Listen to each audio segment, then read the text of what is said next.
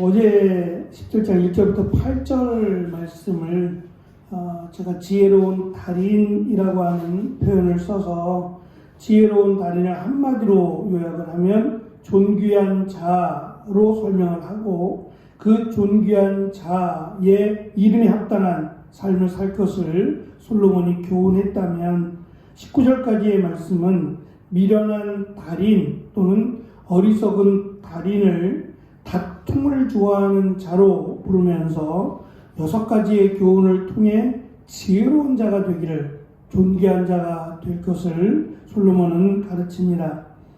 먼저 9절에 보면 허물을 덮어주는 자가 될 것을 강조하는데요.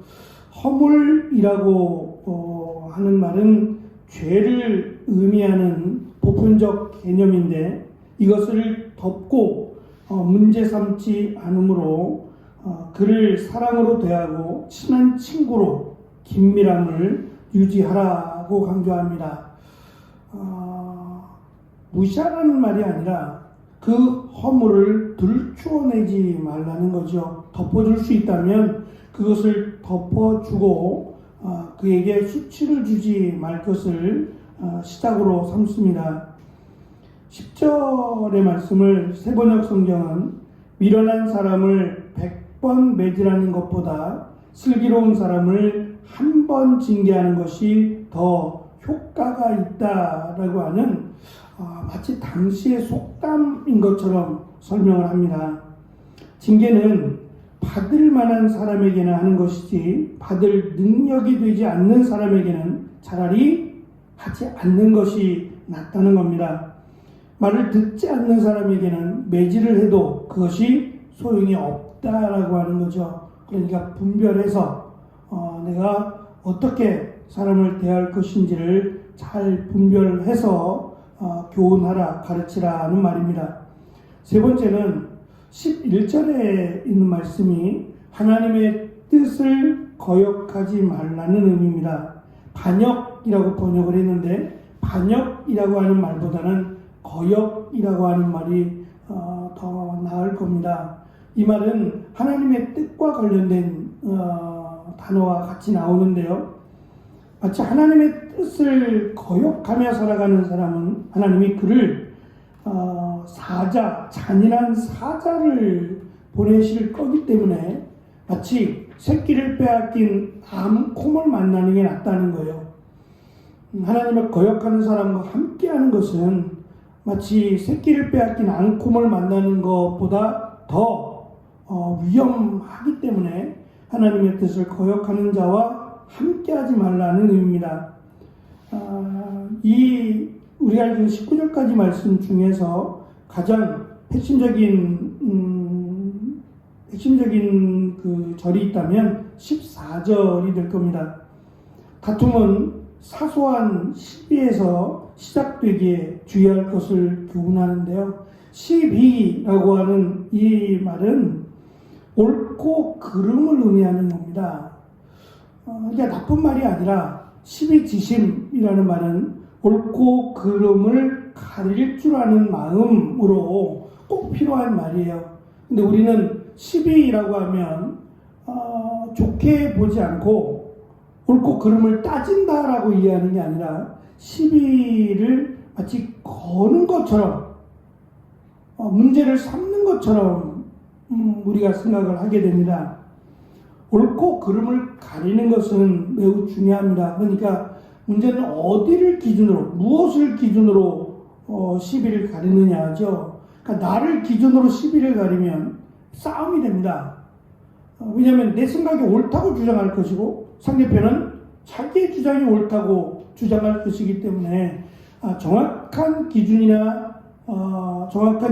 없이 시비를 가리게 되면 매우 위험한 일이 생깁니다. 결국 앞에 있는 12절의 말씀과 연결해 본다면 시비의 옳고 그름은 나나 세상이 아니라 하나님의 말씀을 기준으로 옳고 그름을 정해야 된다라고 하는 이야기고요. 마지막 19절에 보면 다툼을 좋아하는 자는 문을 높이는 자라고 해서 스스로 고립되는 자를 의미합니다. 문이 높아서 문을 열기 어렵게 만드는 스스로 고립되는 자로 연결해서 설명을 합니다.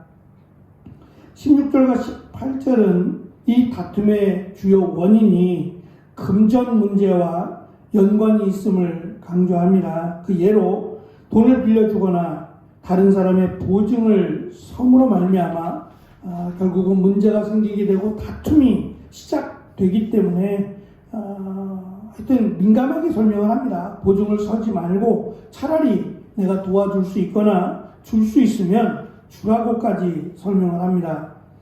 마지막 6번째는 이 친구와 관련된 말로 진정한 친구는 다툼을 좋아하기보다 내가 돈을 빌려줌으로 우정을 깰 수 있더라도 친구를 도와주는 사람이 되라는 겁니다. 친구가 위기에 빠졌을 때 외면하지 않도록 그를 적극적으로 도와줄 것을 설명합니다.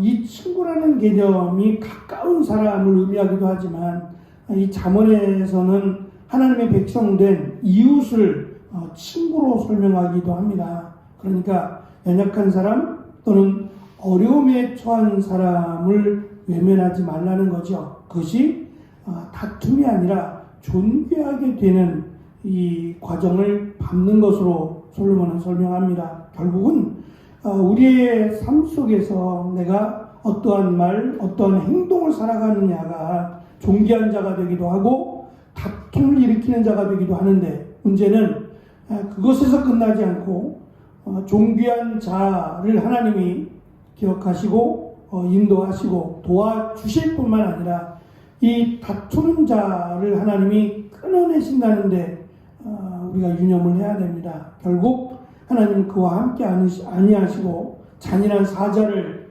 보내실 것이기 때문에 서둘러 내가 다투는 자인지 또는 존귀한 자인지를 분별해서 이 다투는 모습 또는 흔적들을 남기지 말고 오히려 존귀한 자가 되도록 힘쓸 것을 말씀 가운데 우리에게 가르쳐 줍니다.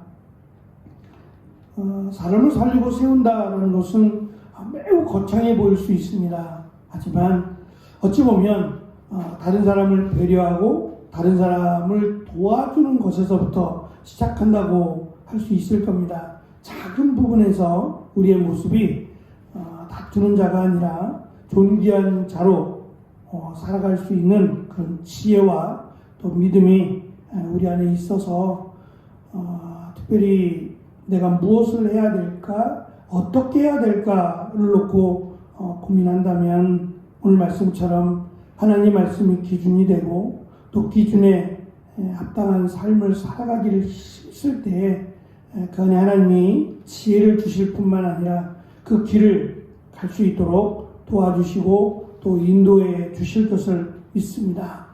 솔로몬은 이러한 경험을 본인이 했기 때문에 이걸 자신 있게 아마 이렇게 기록을 했을 겁니다. 그렇다면 우리가 솔로몬의 일생을 다 알 수 없지만 성경에 기록된 내용을 통해서 그가 지혜로운 자이지만 지혜롭지 못하게 살았던, 다시 말하면 하나님의 은혜와 무관하게 살았던 자신의 어리석음을 오히려 강조하고 있음을 우리가 잠언을 통해 살펴볼 수 있다면 솔로몬은 그냥 지혜로운 말이 아니라 본인이 직접 경험한 그런 마치 삶의 체험의 현장과 같은 내용들을 담으려고 노력을 했을 겁니다.